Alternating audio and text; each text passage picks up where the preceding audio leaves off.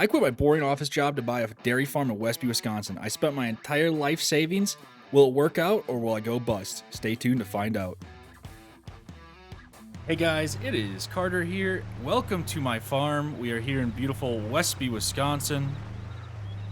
I was sitting in my office job. I was looking at some farm auction websites.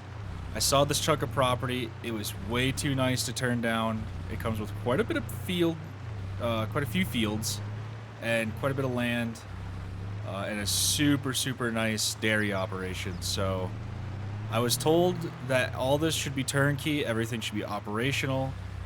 It should have basically all of what we need to start our own farm. But as you can see, I drained my bank account. I spent my entire life savings on this place, and I'm just hoping that it works out for me because I can't afford to go broke. So this is my very first time seeing the farm. As you can see, it looks like there's quite a bit of equipment just spread around. And let's take a look at all of it, and I can explain to you a bit about how the farm's going to work here. So looks like we have a bucket for our skid steer, which is over here. Nice little Massey Ferguson 711. Looks like a custom Chevy straight frame kind of seed tender looking type of thing. Very interesting. One thing that caught my attention with this farm in particular was all the equipment was in just fantastic shape. So whoever the farmer was prior, he took very good care of everything. Nice little case 1590 haybine here. I like the look of that. A Kilbro's 275 gravity box. Super nice condition, which is very hard to find because usually these are pretty beat. Looks like a Dion straight frame silage wagon, PTO driven and hydraulic driven. Interesting. This one looks to have the side dump, and does it have the, looks like it, I don't know about rear dump. Doesn't look like it. We'll have to find out. International 595s, nice little small manure spreader. Really clean. Looks like they replaced the deck even on it. That's pretty nice. Nice Gale TMR here.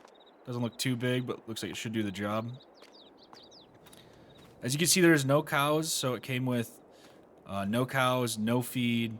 They did clear out the manure pit, but they also sold off every animal, every piece of feed, all the hay mow, that's all gone. So we're gonna have to rebuild from zero here. International 56 silage blower. Looks like they just leave it here year round, maybe. Hooked up to a very nice Farmall Super M with the narrow front. Very cool. I like that a lot. I was told there's nothing in the back, but let's just take a look. As you can see, like a feed room here. Hey Mao, if we can jump up here. Oh. If we can jump up here, you'll see nothing up here. Here's all of our pens. So yeah, as you saw, on one side of the barn we have our free stalls. This side of the barn we have our pens, and then in the middle we do have a parlor.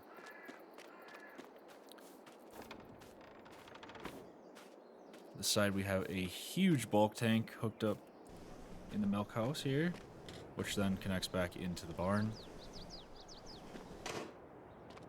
We have a De Laval milking system, only the best on these farms.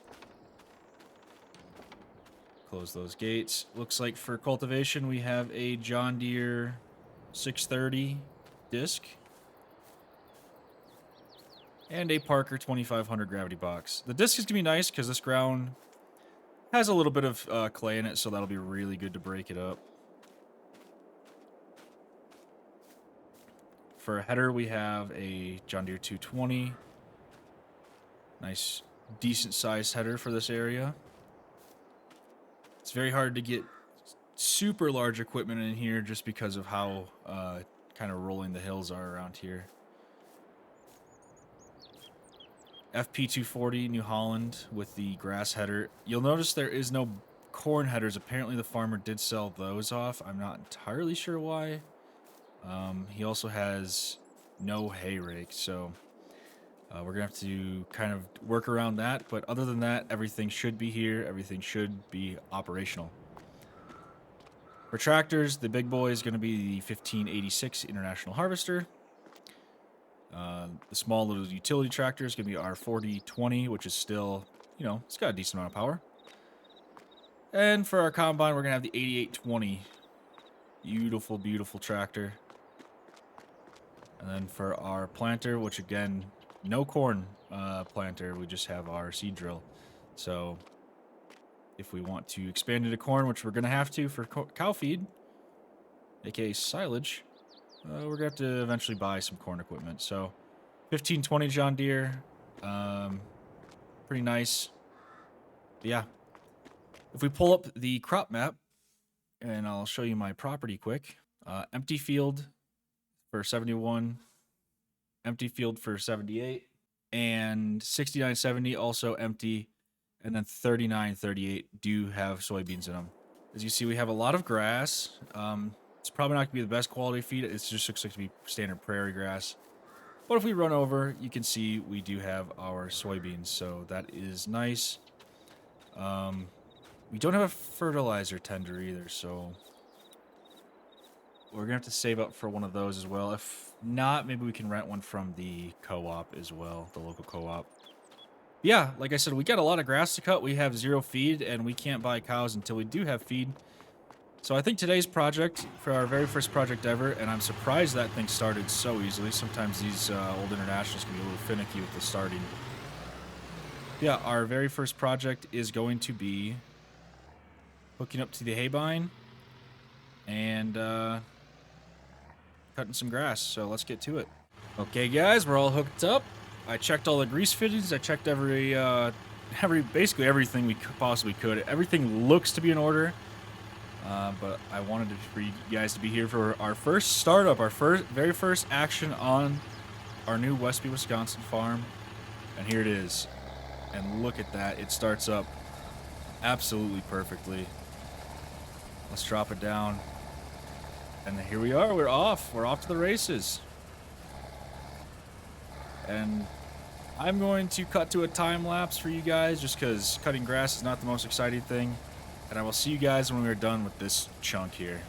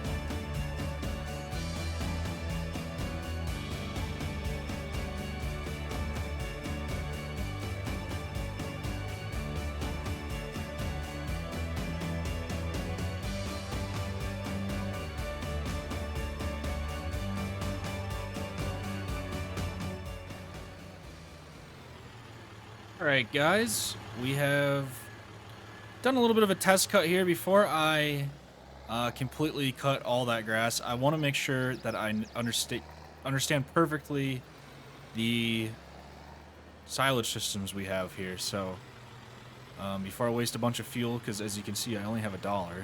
So yeah, I want to test to make sure I completely understand what we're working with.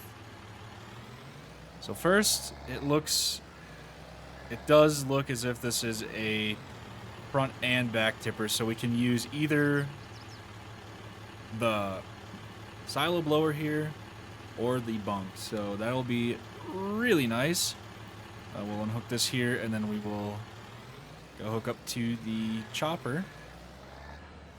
That was my big concern, was I'm not entirely sure if that silo blower works.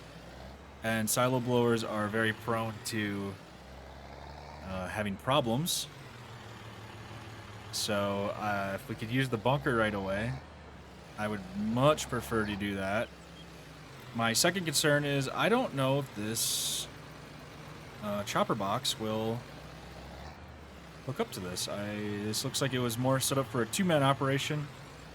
And as of right now, we are a 1-man operation, so yeah. And I just can't back this thing up to save my life, apparently. So yeah, let's see if this hooks up. If it does, fantastic. If not, it does. Okay, perfect. Let's swing around here. And this tractor should have the power to run this. It might struggle. There's this really steep part on the back end of the field there that I think I'm just going to skip. Just because it really gave even my A-bind an issue, and I'd rather not break equipment if I don't have to. So I think, yeah, we might just skip that section.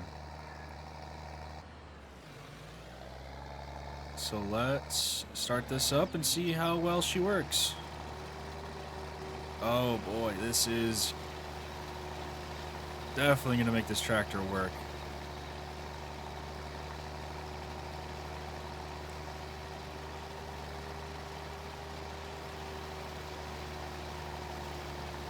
And I'm only going to go a few thousand liters in the chopper box just to make sure.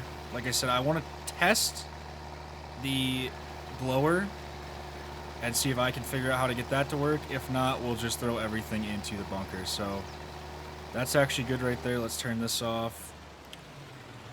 And let's unhook the trailer.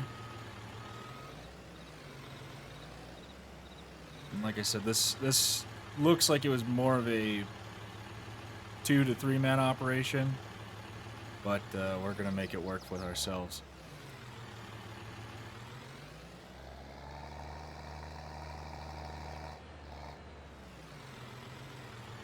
Now I could have brought the 4020 out here, but I'd rather not have to run all the way back to the machine shed every time and worry about the hassle. So for now, while we're testing, we'll just run it like this.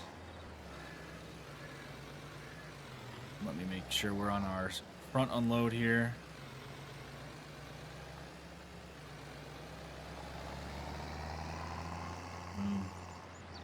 Big challenges. Let's see if this Super M will start.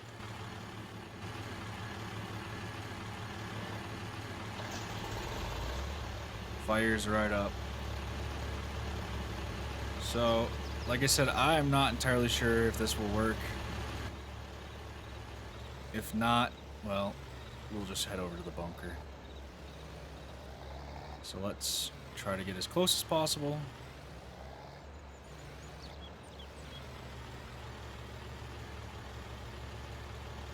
Hopefully our axle does not catch the blower, just barely misses it.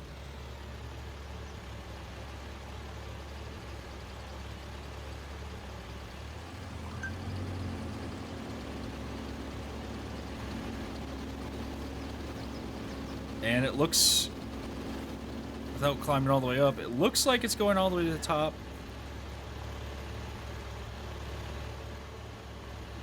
So I think we're good. I think we can use the blower here, which is nice. We'll shut this down for now. And we'll head back out to the field and we'll get a full load and then we'll end the day.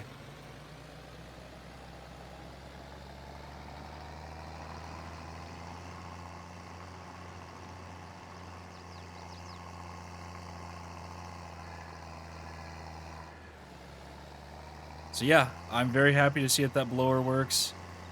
The next challenge is going to be that I didn't even really think about is how are we going to feed the cows from the silos? Because we don't have like a little cart, and I don't know if the TMR is going to fit in there. We'll have to take a look after we fill this load up. I might have to do some investigating here and look at Facebook Marketplace to see what we can find for equipment if our current setup doesn't work. The nice thing is we did buy this farm in the fall, so we should, you know, get the soybeans at least. So that'll be a nice little bump to the bank account, hopefully.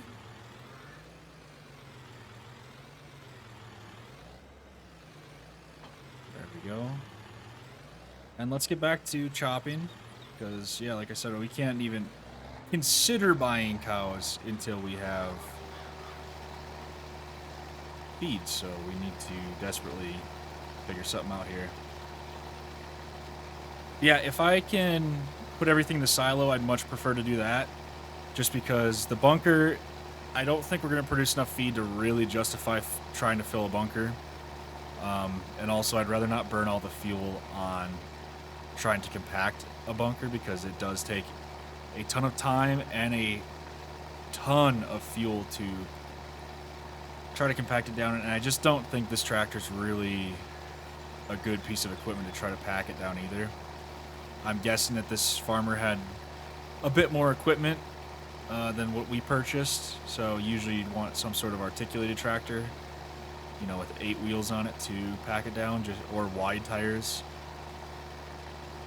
And we don't have either of those. So yeah, at some point I'd like to obviously expand the farm into some bigger equipment and some more well-suited equipment for certain things.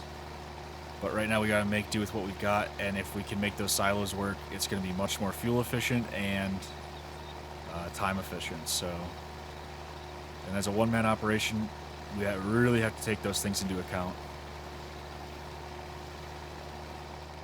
Yeah, I'm really happy with how all this equipment's working. I was kind of worried that some of this might not work the greatest with it being, you know, pre-owned, basically untested equipment. I bought sight unseen, so I just went off what my kind of, I guess, informant told me on, like, advisor, there's the word, told me about the farm. He told me everything should work. He was told everything worked, and I'm very, very happy to see that everything so far has been working. So that's a really, really good sign.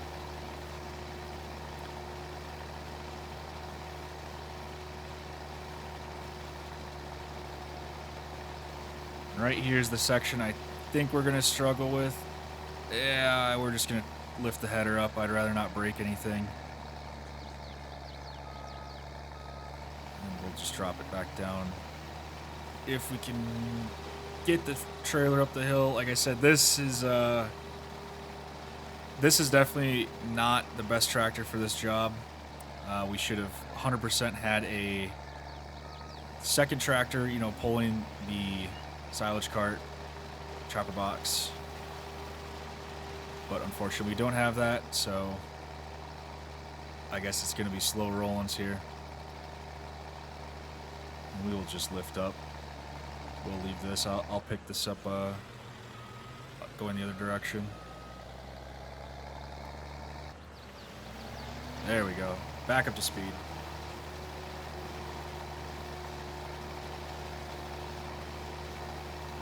So yeah, we'll finish this lap, and we'll bring the chopper box over. And before I completely commit to that silo, I do want to see what the unloading situation is going to look like. Because yeah, if we can't unload into our TMR, then there's really no reason, as of right now, to put all our eggs in that basket of the silo. So we'll finish this one lap up and go investigate.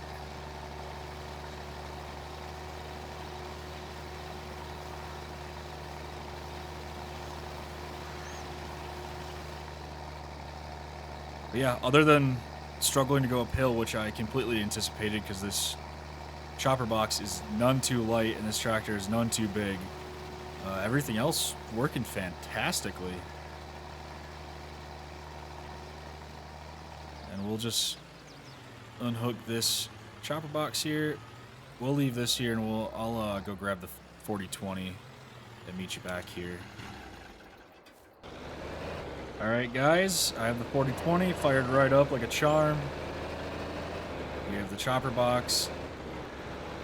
And we are going to go take a little look at the feed room here. So let's get out.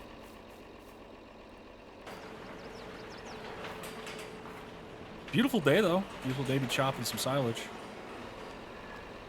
It looks like there's an unloader pipe here. So the next big question is, and we're going to have to unhook the chopper box, unfortunately,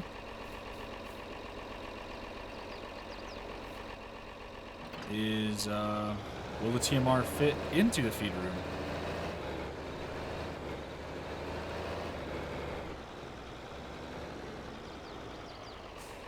So let's hook up to the TMR quick.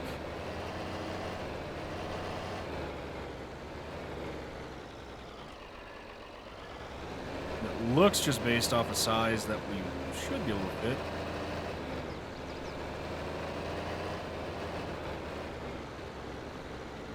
And this door is by far the straightest shot into there. I have to move the disc out of the way to really make it work, but we'll figure it out.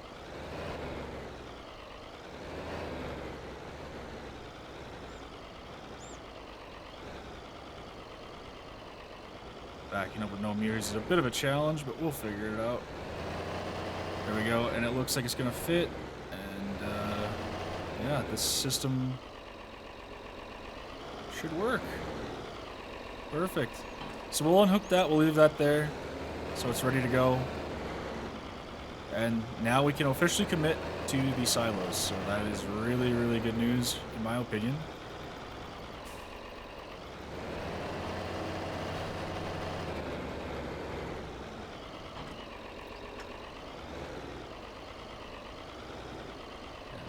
As close as possible. The nice thing about the front conveyor here is it does throw the silage pretty far, so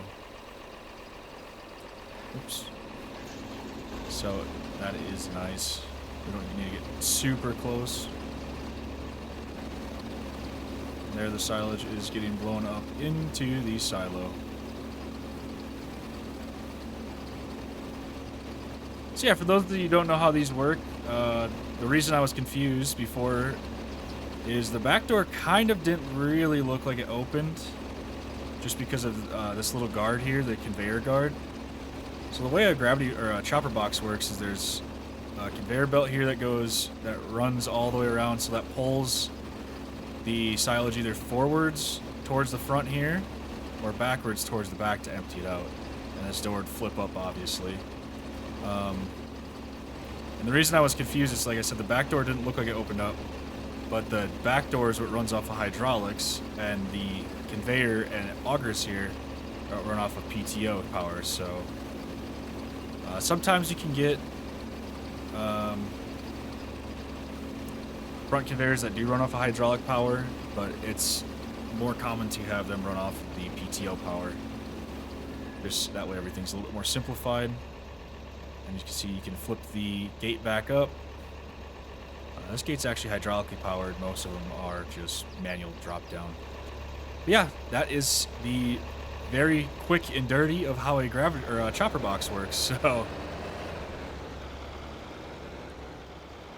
that is going to be it for today, you guys. I'm going to finish up quite a bit of this field, and then for the next episode we will definitely have some feed And yeah, I hope you guys enjoyed. If you did, hit the like button down below. If you have any comments, questions, concerns, any equipment you'd like to see featured in this series, possibly, leave it down below. If you have any suggestions on how we can, try to scrounge up some cash, leave it in the comments down below. And if you did enjoy, be sure to hit that subscribe button. We're trying to hit 1,500 subscribers before Farm Sim 25 comes out, so we have 3 months. I think we can do it. But that's it for today, guys. Peace out.